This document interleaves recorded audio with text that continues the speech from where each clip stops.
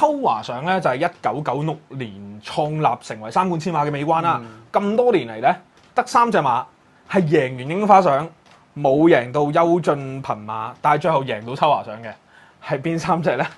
因為今年咧，其實2025年嘅櫻花賞冠軍巧手生花就係優進頻馬就淨係跑第9啦，就今年就都係熱門之一啦。咁如果佢做到嘅話咧，就將會係歷嚟第4隻。咁另外3隻係邊3隻咧？大和赤旗，大和赤旗冇錯啦。咁啊，因為發燒冇跑橡樹嘅呢隻就。咁話先，哇！呢個真係考起我。嗰兩隻係咪遠古級？一隻咧就2001年，哇！一隻就1998年。哇！呢兩個真係試下咯。可唔可以直接投降？唔可以㗎。你講唔出個馬名唔緊要嘅，估唔估到個騎師係邊兩個啊？唔係錯都冇嘢㗎。第二嗰隻係咪？我爭啲想講海洋進氣，但係係海洋進氣啊！